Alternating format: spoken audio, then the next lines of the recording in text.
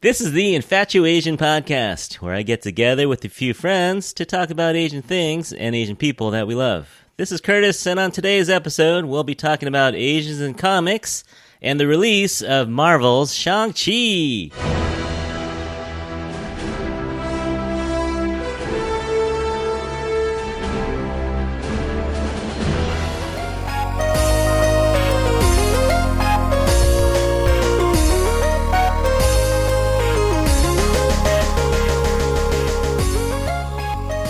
Welcome to episode number 9 of the Infatuasian podcast. We're excited today. We're talking about something that perhaps some people wouldn't have imagined maybe even 10 years ago. I don't know. But Marvel and Disney has just about, well, by the time this episode comes out, they will have released a comic book movie centered around an Asian hero. Who would have guessed? Who would have thought that was coming? But of course, we're talking about Shang-Chi. We're not going to, on today's episode, we're going to try really hard not to spoil anything for you because we haven't seen the movie yet. It's still August. So we don't really know anything, but we're going to try not to spoil it for you on this episode. However, on episode 9.2, we are going to go see the movie beforehand, and we will talk about the actual movie. So if you want to avoid spoilers, don't listen to 9.2 just yet. Make sure you see the movie first. But on today's episode, I have to admit I am not a comic book expert by any means, but I do have some people with me to help me talk about it. Definitely more experience than I do. So today, I'm going to introduce to you a friend that I've known at least 35 years. Woo! Which means we met when we were 1, right? we were 1 year old when we... No, it's Brian. Brian, welcome. Hey, how's it going? Going good. It's going good. You were by far the first person I thought of because how would you describe... Are you a Marvel... What would you call yourself? All Marvel. All Marvel. Comic book store alum? Yes, one of the greatest comic book stores in San Francisco ever. Comics and the Kind, which was sold in the late 90s and was bought by a former employee, and it's now called Isotope, and they're on Hayes, I believe, and Franklin. So how many years were you there? Is this all through high school? I got there in middle school when he first opened, and I hung out there. It was a place to hang out. And you were that kid. You're that kid who goes to the just hung out there. Showed up every day, didn't buy anything. That's awesome. It was like free babysitting, and then finally started working there sophomore year of high school, and then worked all the way until 89 when I was in college, and I felt like, oh, it's time to move on, and then I quit in 89. So that's kind of where you got your start for the love of this, and but it's picked up again. I think since you got into adulthood, started making some money, you said, you know what, I really like this stuff. When did the memorabilia start? That started... Oh, geez. Well, it started with comic books, and then they started making statues, like really cool statues with a lot of detail. So I started getting into statues, and then all of a sudden, it just spread from there. It's like, oh. It's that slippery slope. Like once you get in. Oh, yeah. All these things. I mean, we're archivists, you know, we're nostalgic. So we kind of dive into things that have a lot of meaning to us, especially if it's linked to our childhood. So we're kind of historians as well. So yeah, I'm trying to get a Jack Kirby pencil, one of his pencils, you know, and so yeah, it kind of spreads out to, you know, whatever. But you know, comic books and now original art, the actual art pages of those comic books that got printed. So I'm heavily into that as well. Yeah, and the internet, I'm sure, has helped that for you. Like, you know, finding stuff. In the old days, you had to put the time in going and visiting stores and sales and all that stuff. Now you can find on eBay. And... You actually respect the old collectors because they had to write letters to the artist and go back and forth and get this stuff. And, you know, we have it at the touch of our keyboard. So yeah, but the shows is still a big part of it, right? Going to shows and going to, you know, collectors things. That's kind of a big part of it. Yeah, those are huge events for us. Yeah, awesome.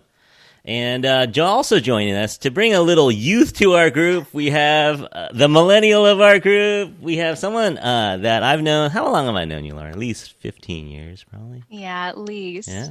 Well, at our house, we call her Big Lauren because she is. I'm huge. No, you're not. But my daughter is also named Lauren. So whenever you're over at the house, we got to differentiate you and my daughter, Lauren. So you're a big Lauren in our heart. You're not a big person, but you are big in heart and big in character. We have Lauren. Welcome, Lauren. Hello. Good to have you here. You are also a person I thought of because in high school you used to wear Batman shirts. What else did you have in high school? I forget what you used to rock in high school. Spider-Man shirts. Yeah. I actually had like a Spider-Man trading card in my wallet for at all times. Years. Yeah. Just in case. That's awesome. But so Lauren's going to join us, and actually Lauren plays no favorites. She'll go DC. She'll go Marvel. That's right. Brian is shocked. Yeah. She'll cross platforms. Yeah. So Lauren's going to bring a little DC knowledge, hopefully, to our conversation. That'll be fun. Well, we already kind of got into this, but thank you both for coming and talking with us. But we want to get into a little bit about our backgrounds, how we got into this. We talked a little bit about Brian. How about you, Lauren? How did you first get into comics or characters or cartoons? What did you get into when you were a kid? Well, for me, it really started, as a little kid, mainly through the animated series and cartoon shows. So in the 90s, there was a Marvel X-Men, which was based off of Jim Lee's depictions of the characters in Uncanny X-Men. And so that was kind of where my huge education for Marvel characters came. And from there, and I can't really remember if what came first, the cartoon for me or the trading cards and going to comic book shops. But for me, it's kind of all intertwined. I do have an older brother. He's 2 years older than me. And so I definitely tagged along with him. He was very interested, and I was too, to a certain extent, with all the Star Trek stuff at comic book shops, which I also love Star Trek as well, and Star Wars. But for the Marvel stuff, I was just so drawn to the trading cards. For me, best bang for your buck, the excitement of opening up, those packs, seeing what you would get. So literally a buck, right? Literally bang for a buck. Yes. How much does a pack cost back then? I don't even remember. It wasn't my money. I was a small child. But it's like coins, right? You can just gather some coins, slap them on the counter, and get a pack of cards, yeah. Right? And I remember for my 8th birthday, I begged my parents for a full set of the Jim Lee 1992 cards, and they were like, it's too expensive. It was like $80. They're like, that's way too expensive, but they bought it for me. And so I still have that in a binder, in plastic. And for me, that's really how I learned about Marvel characters, reading the backs of those trading cards. And that's where it started.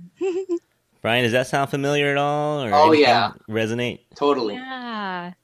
Oh, I was just going to add that I also begged for like a t-shirt that was also Jim Lee. And it was huge on me.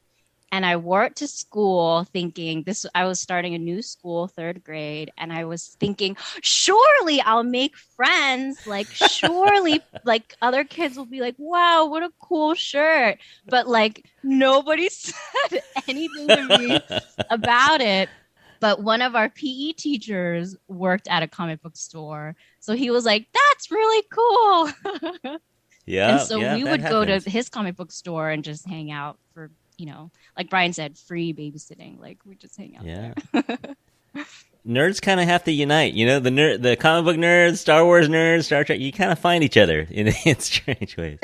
But yeah, Brian, what was it like when you're a middle schooler coming into that shop? Did they treat you nice, or were they kind of like, oh, you again? Or what was it like? The owner of the store, Lindsay, was just, I can't even explain. I was a little kid. I was 12 years old. And I looked even younger. So, could have probably passed for 8.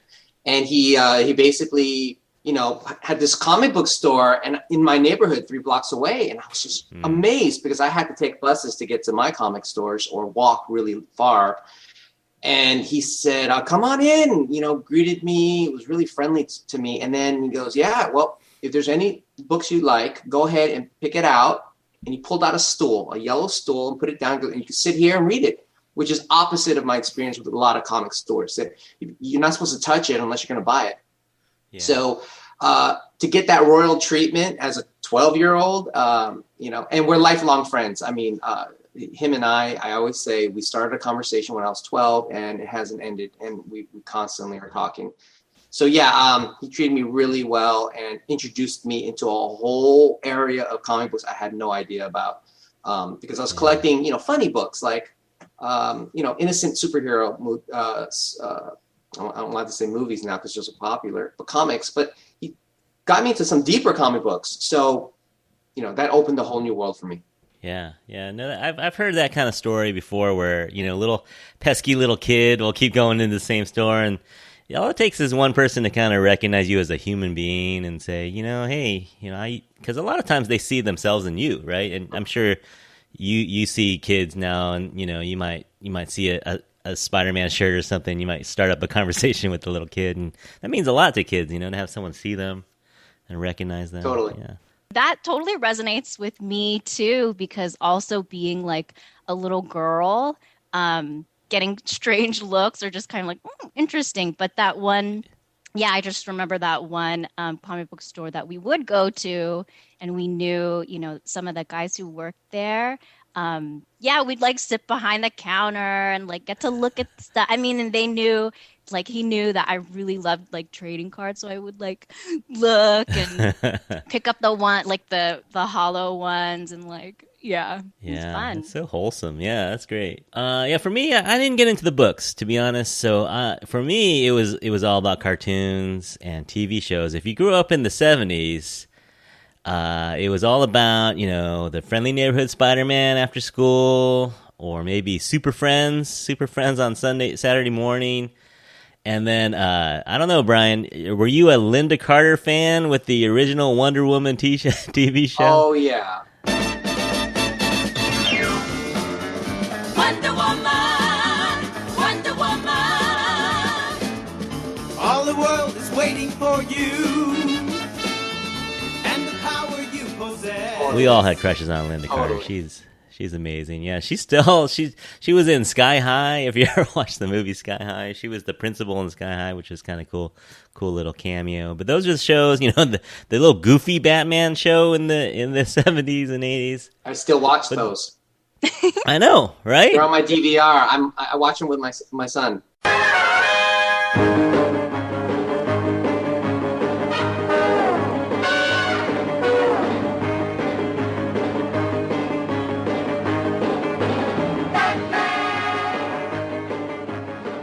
All right, I don't know if you were like me, but at the end of the Spider-Man cartoon, Stan Lee would get on there and say, "This is Stan Lee," and I thought he was Chinese. Did you guys think you may know? You had more knowledge than I did, but I actually thought he was Chinese. Oh man. They have in the comics, they have like a depiction of him. So you opening up a comic, kind of Stan Lee is like this old white guy. Darn. And for me, I loved Jim Lee's work, and I prayed. I was like, I really hope that this is an Asian guy and not like another white guy with the Lee of a last name, because I would feel really deceived. And it wasn't until like I was older or just talked to more people, it's like, oh yeah, he is Asian, he's Korean. Yeah. All right, good old Jim Lee. Yeah. That's funny though. Yeah, but yeah, shout out to Stan Lee. Even though he's a honorary Asian dude, we'll give him the Lee last name. Yeah. Do you remember the first comic you ever bought? Do you remember that one? Might be hard. There might be too many. Well, for me, my mom used to, I don't know what market or liquor store she went to, but there's the turn racks, the spin racks. And I guess every once in a while they'd have a sale, and she would grab a bunch of them and bring them home. So it wasn't just one comic, it was a little stack. And so I can't remember which one. I remember the issues, because to this day when I see it, it brings me back to those moments. There was, 2 times she came home with a little stack. So they were all superhero, non-superhero, fantasy. Comics like Warlord. I remember there was, they were on sale, so obviously the superhero ones were gone. One of the books was Eternals, which is coming out next year. Really? Yeah, Eternals. Okay. So I got introduced to it really early. But the most memorable comic book probably to me, if I want to say I want to go back to age 4, was at my babysitter's, and she had a Superman comic book. And that was probably the first issue that I ever saw. So it wasn't until 3 years later that my mom brought these stacks home. But at age 4, 1974, my babysitter introduced me to Superman with this one comic book sitting on the floor. That's pretty cool. I love that. And yet you went Marvel though. I had DC Origins, yes. Oh, okay. Oh, for all you Brian fans out there, he has a DC Origins. I'm losing all my followers right now.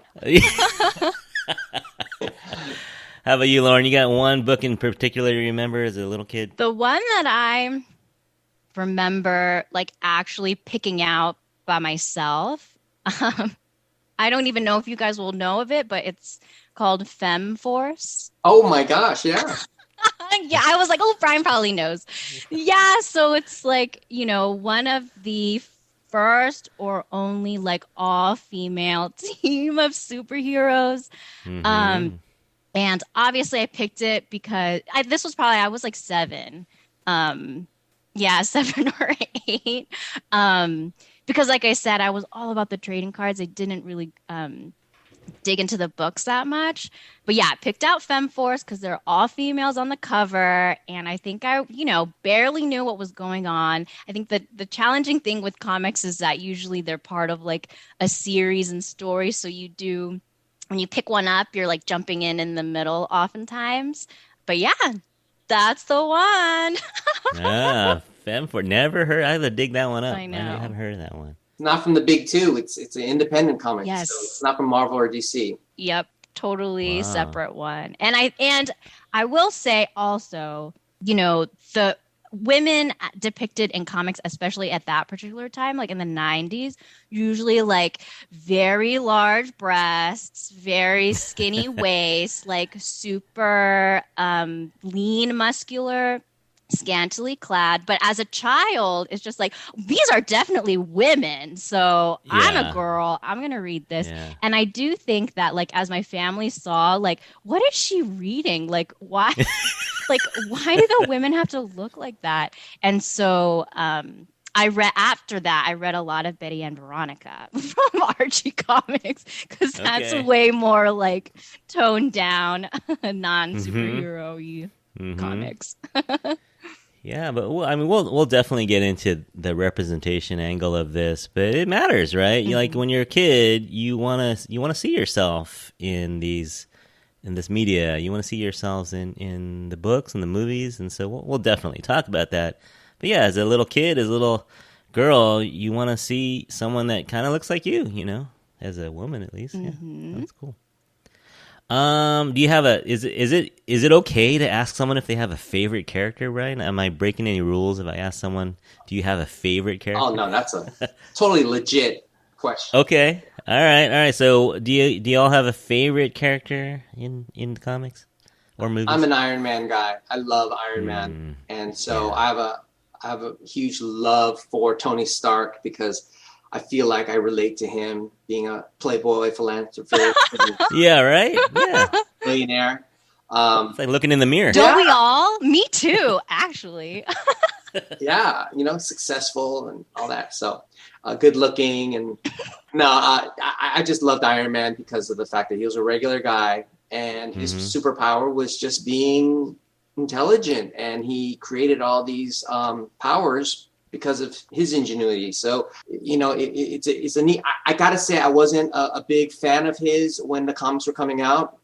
He was like a third tier character. He wasn't popular at all. He was, just coming along and appearing. His book wasn't that popular.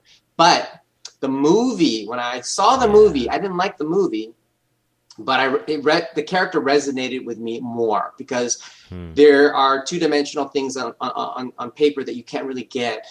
And and on screen, it really was much louder, the nuances of his character. Yeah. So I was actually drawn more to him during my midlife crisis of trying to get back into comic books.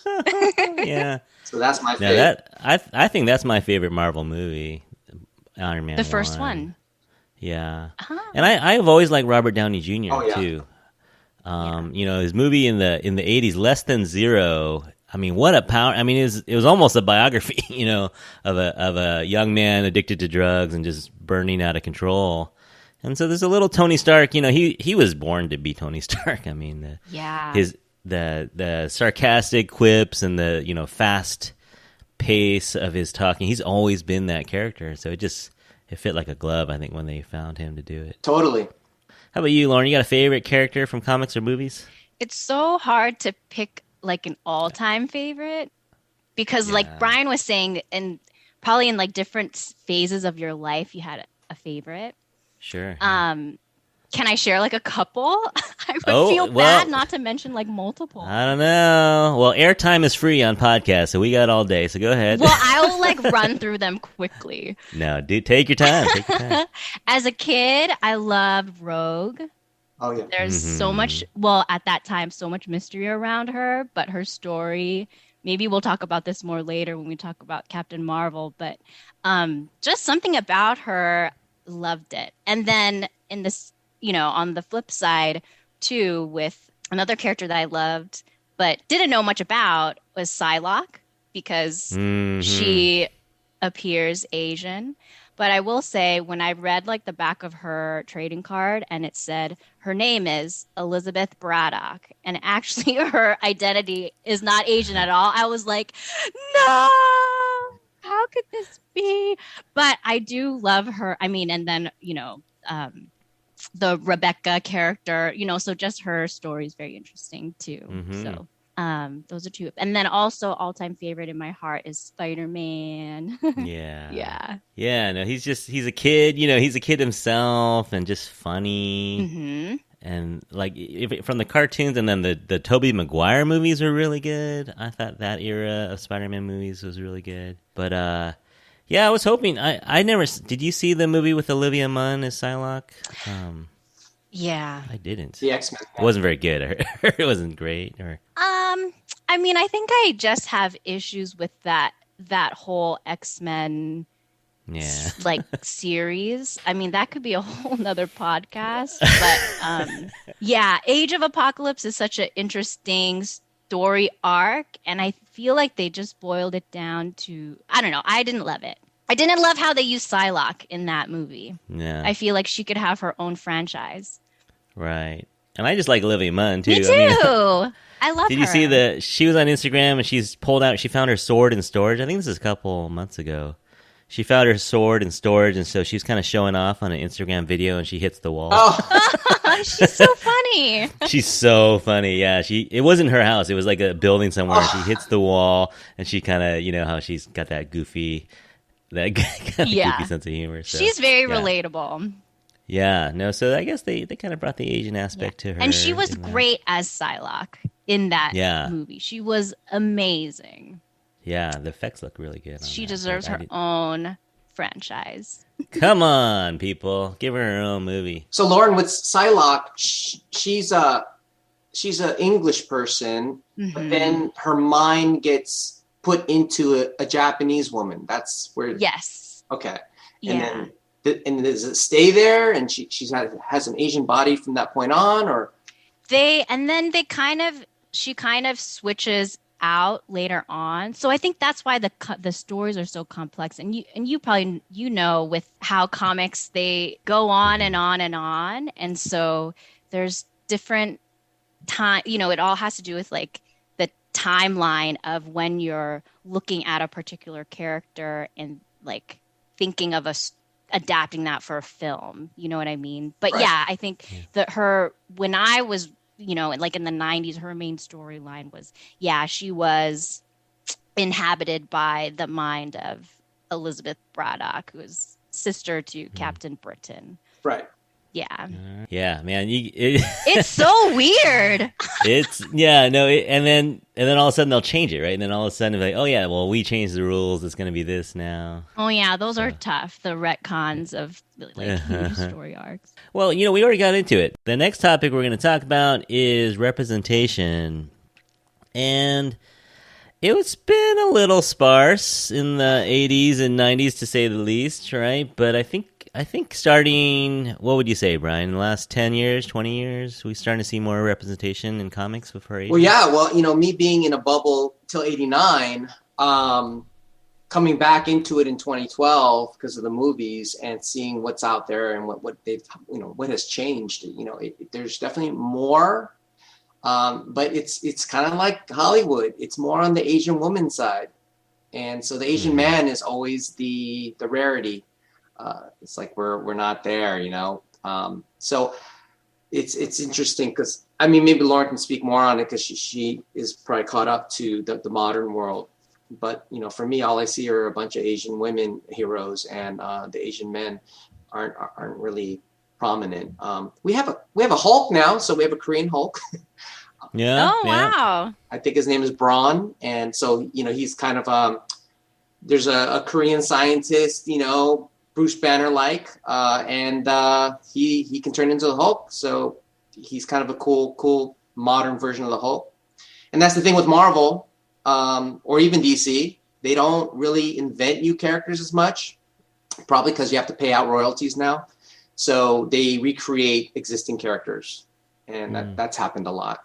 They've changed the gender of many characters, right? So there's a female Thor, and there's a female, everything, so, but in terms of Asian influence, we have a couple, it hasn't grown by much. Yeah, I actually did a little research and found that Jimmy Woo was actually introduced in 1956.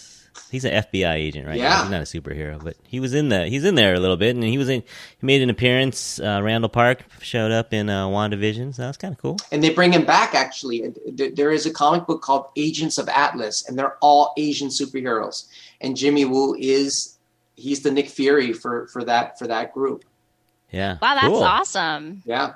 There is a character. So they came out with a comic book in 85 called Contest of the Champions. And it was a mini series, 3 issues, and in that series, Marvel really does a number to try to get a bunch of different ethnicities introduced. So in that series, they introduced a new German character, a Jewish character, and they had a Chinese character named Collective Man. And so it was a typical, he's an Asian man. And his costume was like the communist red China flag as a top. And his power was that he can summon all of his ancestors all the way down the lineage into him. So he can have super strength. He'd have the strength of all his ancestors. And I believe he can multiply himself in some sort of way. But anyway, that is interesting because it was one and done, and then all of a sudden he appears, probably a decade or two later, once in a while as a Collective Man. And then with Shang-Chi, they actually took one of his powers and they put it into him. So I guess he's not going to be around anymore. But yeah, the Collective Man was one of those, if not only, Asian heroes that came out. And with all this gender swapping and race swapping in the Marvel universe, kind of wish they would give us Iron Fist. Just go ahead and change him to Chinese because it makes so we much could sense. use another hero. And if you're going to use martial arts, Yeah. Iron Fist has been around for a bit, and he has a pretty cool power. Yeah.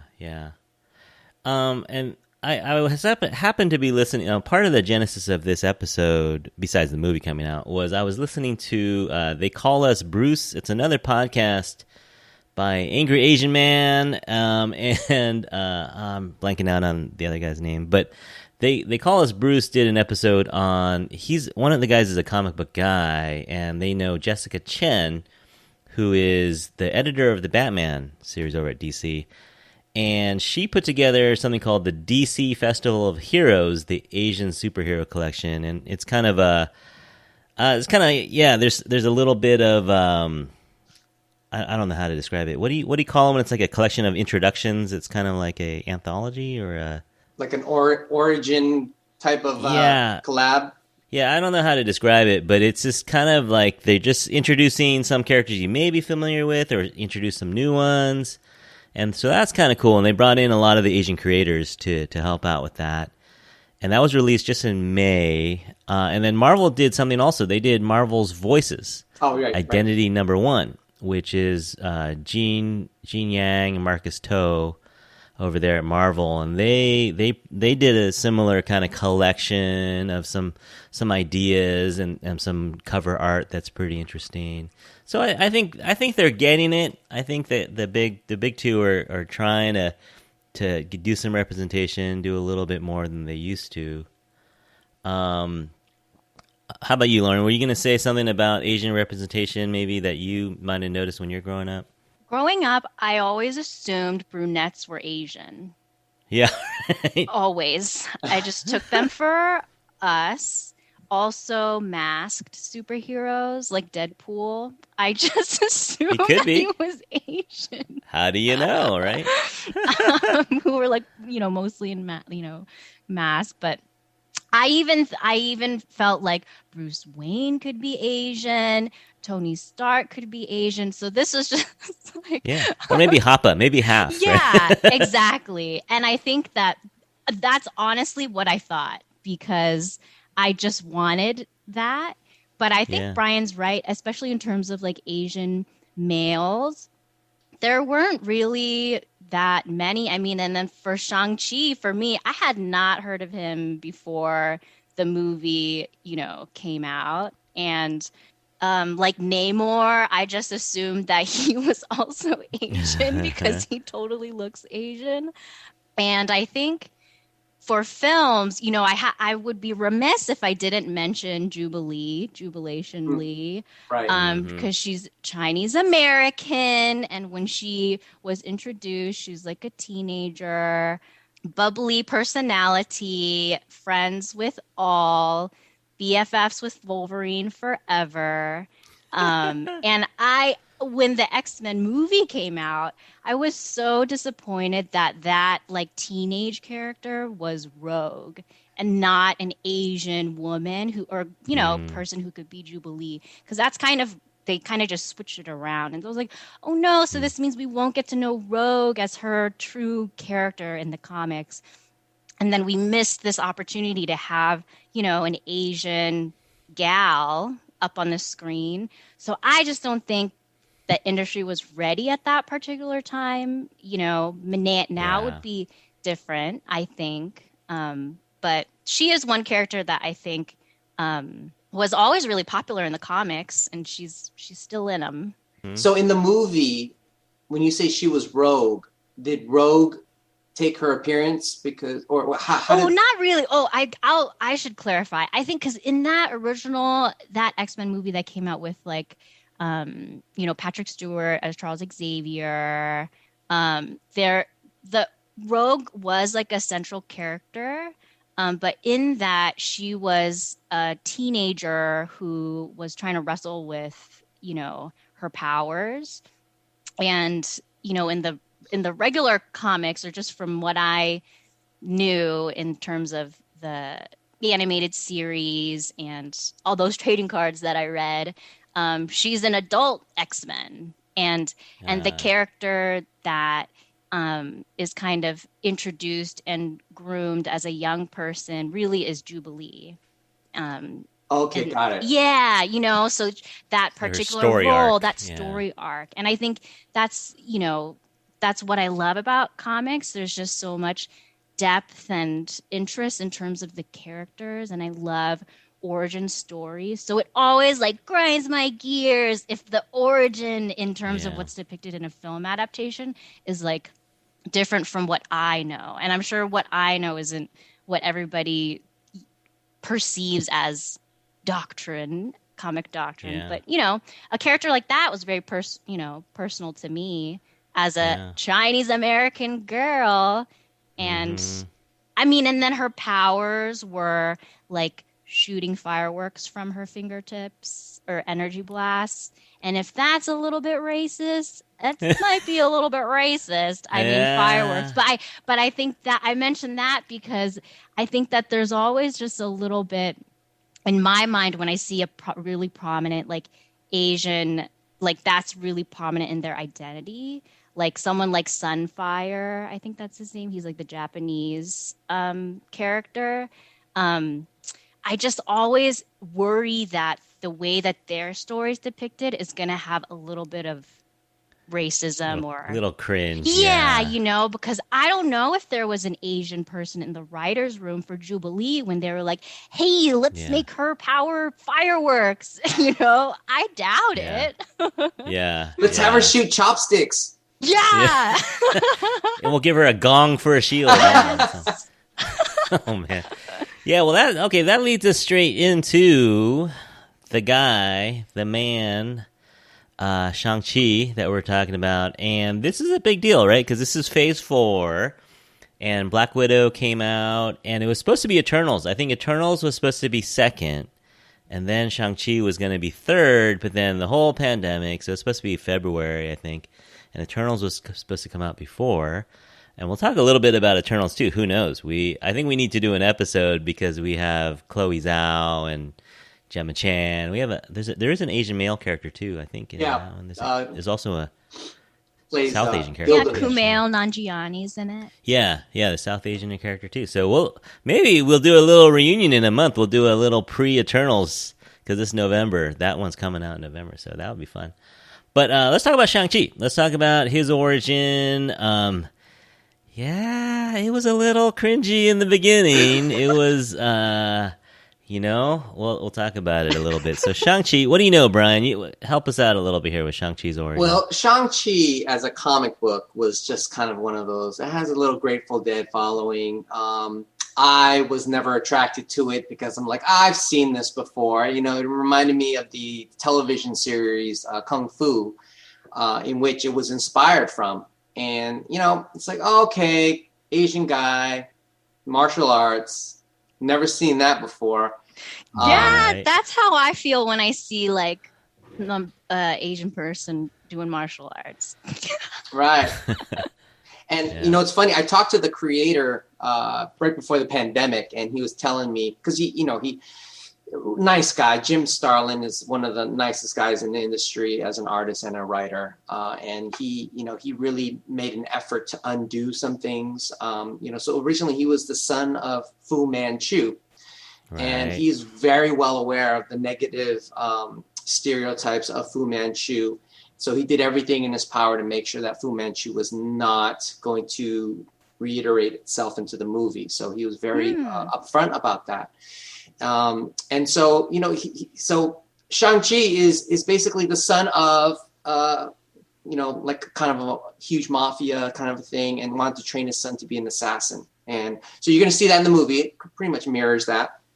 The problem is, Shang-Chi doesn't want to be that. In fact, his motivation to see all the ugly things that his father's done is actually to undo and destroy his father's organization.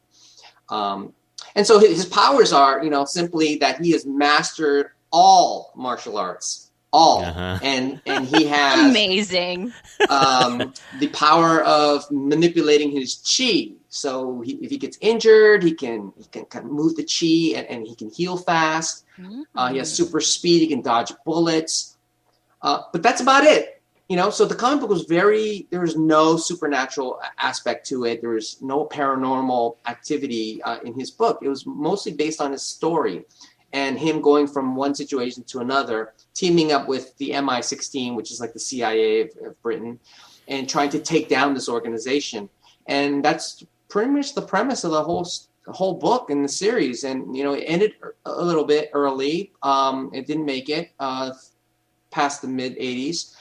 But then they bring him back and they kind of give him some powers.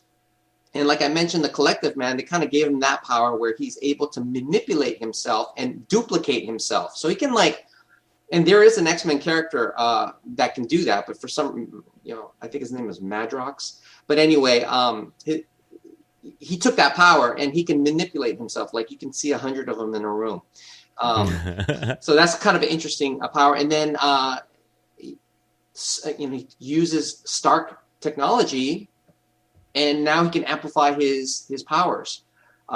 So he became an Avenger, and the Avengers were full of superpowered, human beings, alongside with people like Black Widow who didn't have powers.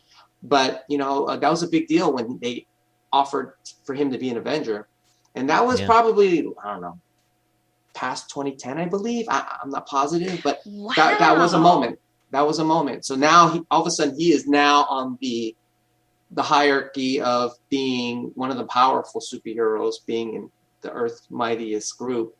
And so that was his evolution. And that's basically all that there is about him, really. That is so cool. I mean, because it started, like you said, it started off and there was like the Fu Manchu in there. And Yellow Peril. Yeah, like all the way in the 70s. And then, but when you said it was, one of the writers that really wanted to take that out of it and elevate him, that's kind of inspiring. That's like an allyship type of, hooray for allies, for Asians. It was really nice. I specifically, made it a point to go up to him and thank him for that, because he went on a bunch of interviews and he was, touting that he doesn't want to give that portrayal of Fu Manchu going forward. And he actually, I think he made a concerted effort to tell Marvel, like, don't you dare, introduce Fu Manchu. Means a lot to me, not that you don't do that as creator. So, I had a little, time with him, and I told him, I said, I just want to thank you on behalf of, all the Chinese in the world. Thank you for, speaking up for us. 1.7 billion of us. Yeah. And I let him know, and he let me know. He goes, I'm actually meeting with the director next week. And he told me that because I said, as a Chinese American, we don't like being Chinese sometimes. Mm-hmm. And I've had many friends, especially Asian males, who would tell me, I wish I was white. And if that's not the most derogatory feeling to hear, that someone doesn't want to be themselves, something that they are. That was pretty, sad to hear growing up. So I let him know that. I said, we don't have much representation anywhere. And for you to speak up for us means a lot, because there are many people who are Chinese or Japanese, and we don't want to be ourselves. And he goes, wow, I did not know that. And thank you for sharing that with me. I'll be meeting with the director next week, and I'm going to take that with me. And so I thought that was pretty special. And let's talk about the production for a second. They put some effort into finding a crew. And we talked about this a little bit in our intro.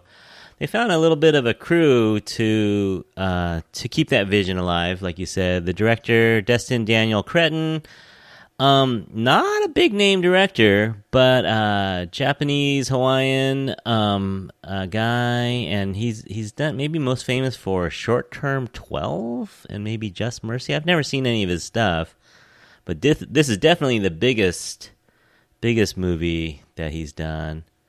And I think, Lauren, you were saying that he didn't want to do this project at first, but I think as he thought about it and his own family, he's got a son. I think so. I think I read that he wanted to, work on a project where his son could have someone to look up to. And I think that that's in the same vein of what Brian shared in terms of having representation that for Asians and Asian men in particular can be really proud of in a hero type of situation. I think that that's so important. Yeah. And I think, Marvel's not stupid. They look at the movie market out there, and they look at China, and they look at India, and they look at the two biggest countries in the world, and they're like, you know what? I think the world is ready. Not just America, but I think the world is ready for an Asian superhero, especially Asian male superhero. So let's talk about him a little bit. So the cast is it's an amazing cast, I think. They assembled some really high power folks in the movie industry, and some unknowns, some folks that aren't as well known. The lead character, Simu Lee. Brian, what do you know about Simu? Well, Sorry, Simu Liu. He basically has a typical Asian story. Parents wanted him to be, go to college. I think his major was accounting. And, he decided to go into acting and try it out, and, was doing like print ads and things like that. And the incredible thing was that in 2018, he tweeted because he heard that they were making Shang-Chi. And I believe his tweet says something like, hey, I'm going to Marvel. talk, or, Yeah. or Yeah. what. No, he literally just hashtag Marvel, right? Yeah. And then I think it was 6 months later that he got called in to audition. So Kevin Feige, the president of the MCU, said, he didn't see it. He actually gave a really nice response. He said, we didn't choose it because of a tweet. We chose it because of your acting ability. And so that was really nice, and your charisma and things like that. So that was really good. Most famous for Kim's Convenience, right? Right. Yeah. He had that's his most famous stuff. Central role in that popular series. But not a huge star. I mean, now I think people are going to know who he is. Oh, yeah. But before, yeah. But funny dude. If you see any interviews with him, he's just a nice guy. I started following him on Instagram, and one of the most wholesome thing I've ever seen is he's walking through Disneyland just a couple weeks ago with his action figure. So he's doing kind of point of view of someone walking, his action figure's walking through Disneyland. It's just so wholesome. And so, Simu Liu, I gotta get his name right. Simu Liu is going to be Shang-Chi, and hopefully it just changes the world, right? Hopefully if not his career, because we have these situations. It's kind of like the leading woman role. Sandra Bullock was one of the few that kind of made it. But typically, you have an action star, a male star, a white male star. So, like in Speed, right? It was Keanu Reeves, and then all of a sudden, you have this female lead, and you never see her again. But that male role, or that male actor, just goes on, right? And so, with Asians, I thought we had it made in the 90s. I think it was a year that Joy Luck Club came out. It was Mortal Kombat came out. Mm-hmm. I thought, we're gonna take this Hollywood by storm. We have a bunch of writers and execs in Hollywood now, and nothing. It degraded from there, and it's just like, okay, is this going to happen again? Simu Liu is going to be the flavor of the week, and then nothing. I hope this launches his career. I want to see his face everywhere. He's capable. He's just as authentic as any other actor on screen, and I want to see him in multiple roles. I mean, and not just always doing kung fu, right? Yeah, I mean, it's crazy. We're pinned into this bottle, like martial arts, and there's cultural appropriation. It's kind of like if we didn't have martial arts and we didn't have Chinese food, we would never be on TV. Period. Yeah. So we're definitely not seen as family men. I mean, we're never. The father is always white, and yeah.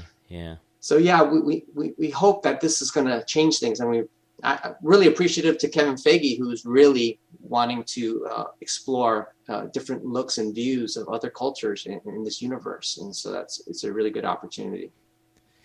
Yeah, I mean the ice is being chipped away slowly. We're starting to see some characters who, and we'll talk about this. I'm doing an episode actually after this episode. We're doing one on Asian sitcoms. And we'll talk a little bit about the evolution of the male lead or the Asian father.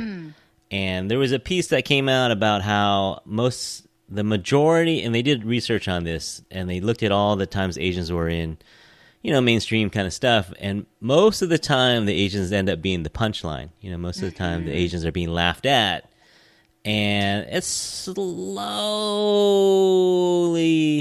changing. My daughters watch a show called Alexa and Katie.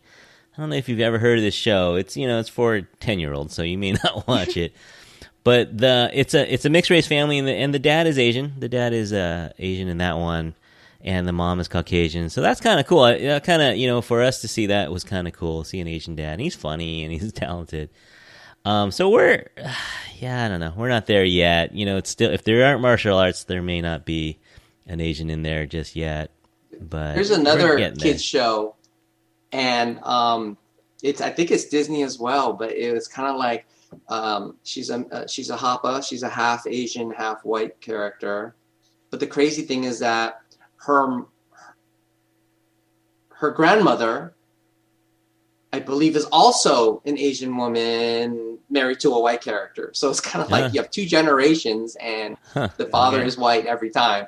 And then she gets a boyfriend, and her boyfriend's white. So it's kind of like, okay, how far can you keep going here? It's so obvious. Yeah, it'll be very exciting to see storylines about, like Asians just full Chinese. I mean, not to sound elitist or anything like that, but, just because these stories, Asian Americans in,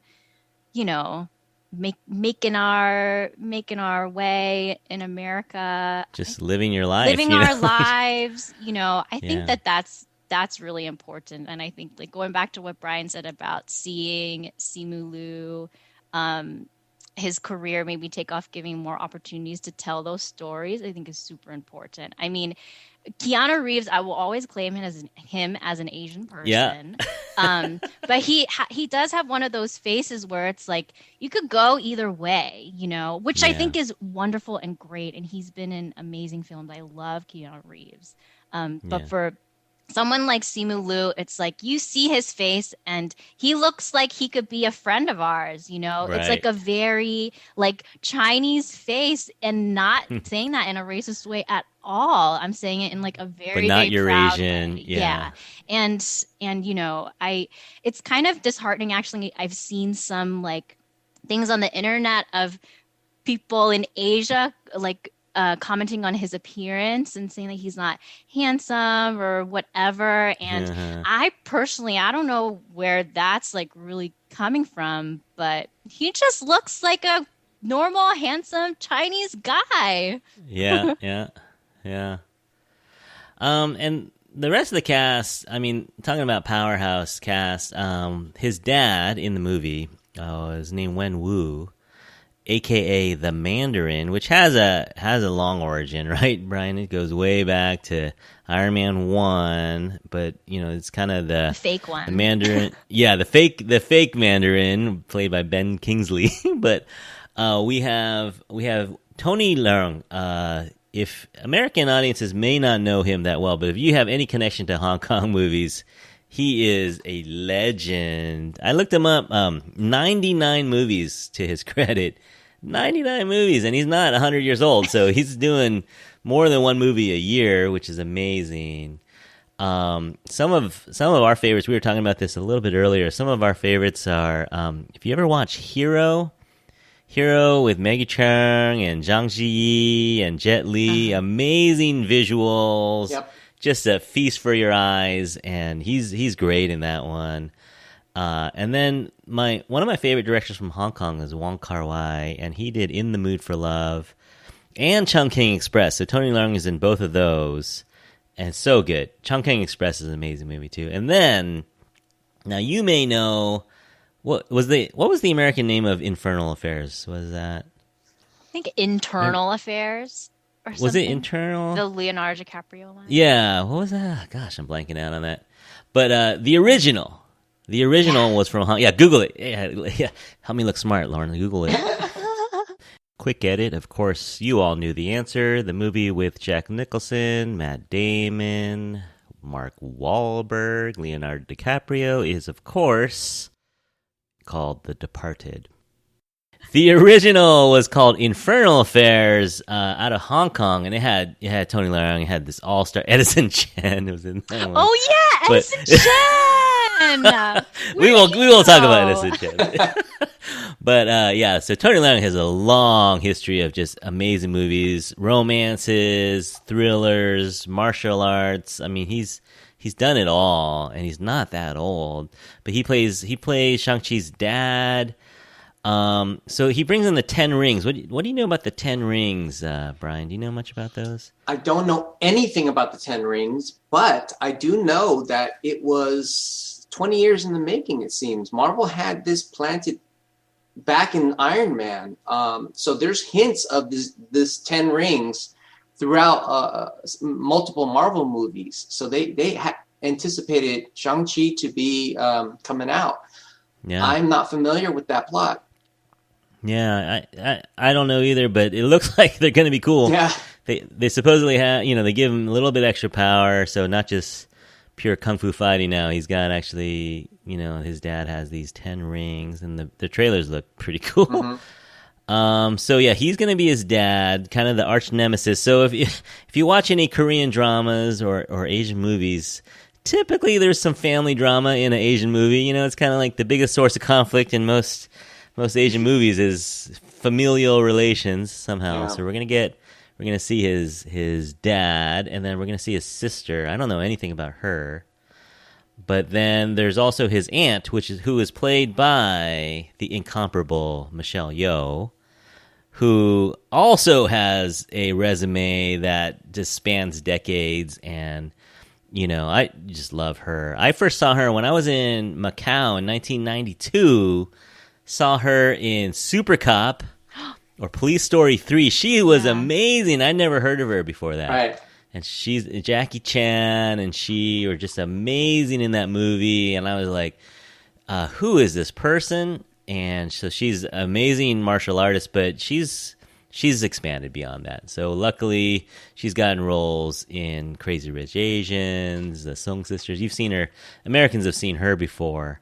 And then, of course, Crouching Tiger, Hidden Dragon, which is another kind of wuxi, kind of kung fu, but just a beautiful, beautiful movie. So she plays his aunt, right? She plays Wenwu's sister, is that? I think that's who she is. But she's kind of trains him. She's Shang-Chi's mentor and kind of trains him. So those scenes are going to be great, I think. And then we got Awkwafina, who, I don't know. How do you feel about Awkwafina? Lauren, you like Awkwafina? I do. Sometimes she's a little much. I like her. Oh, yeah. She can, yeah. I mean, she's got a big personality, and she can fill the room, and I think that she should every single time. She is amazing. She's hilarious. Yeah. And we all know her from Crazy Rich Asians, but also The Farewell. It was an amazing movie with her, and it showed that she has some range. She's not just the goofy sidekick. No, she's an up and comer. She's gonna be a major force, I believe. She's got a lot of talent. Yeah.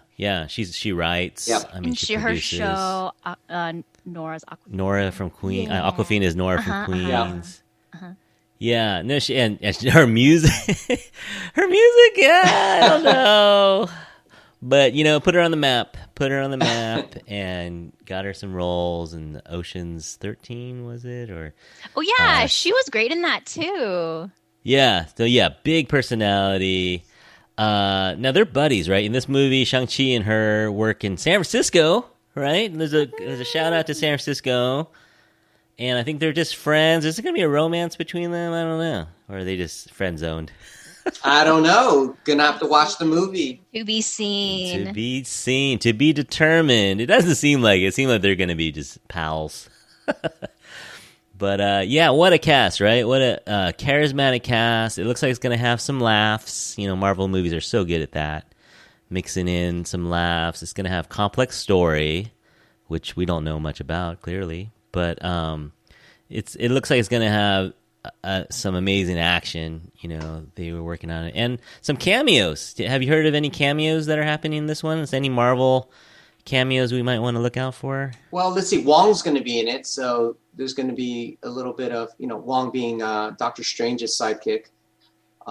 Yeah, Benedict Wong. Yeah. So we'll see a little bit of that. I'm sure there's going to be other hints. Marvel's great at Easter eggs, so there's going to be So a bunch good, of things yeah. that are going to be after we watch it 3 years from now. We look back. Shang Chi had all these little hints there, so They're so good at that. they are. Will Stark Industries play a role? You said that maybe he gets some gear from. We Chef don't Stark? know. We're going to have to tune in and find out. We know that it happens in the comic books, but we don't know. And is Tony Stark really done in the Marvel universe? We don't know that either.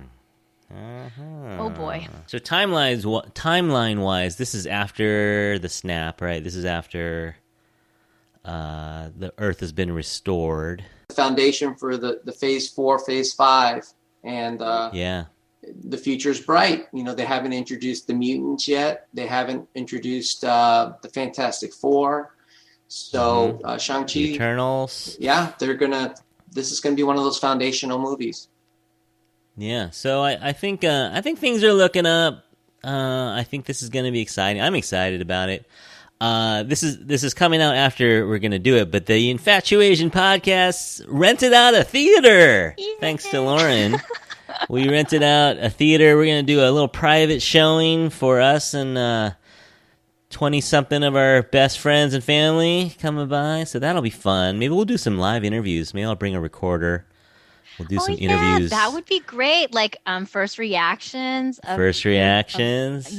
That'll be good. But yeah, still in the pandemic, so we weren't quite ready to just mix with the randos. Oh yeah, sorry.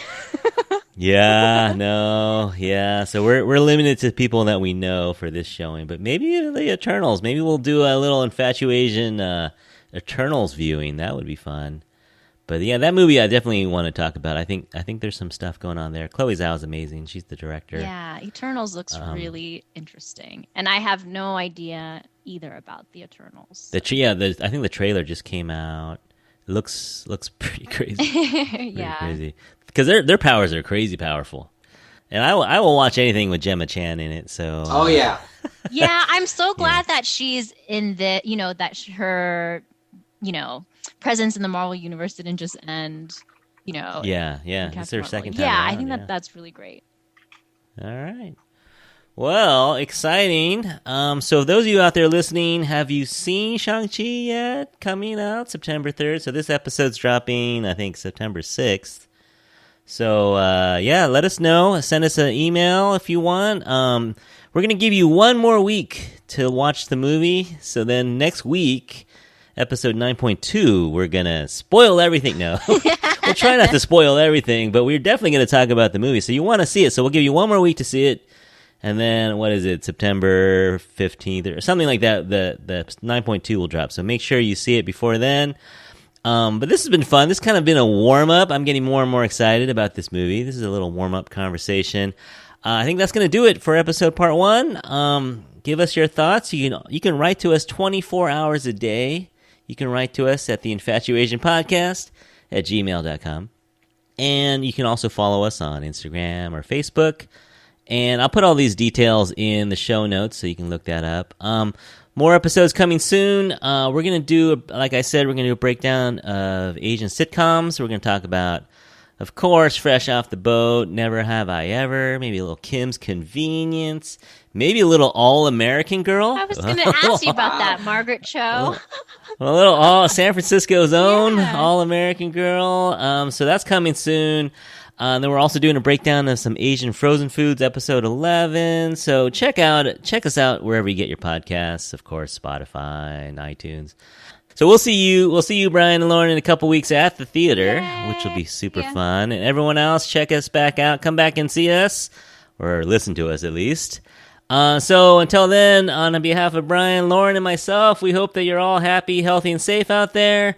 Thanks again for listening, and talk to you soon. Bye. Bye. Spider-Man, does whatever a spider can. Spins a web any size, catches thieves just like flies. Look out, here comes the Spider-Man.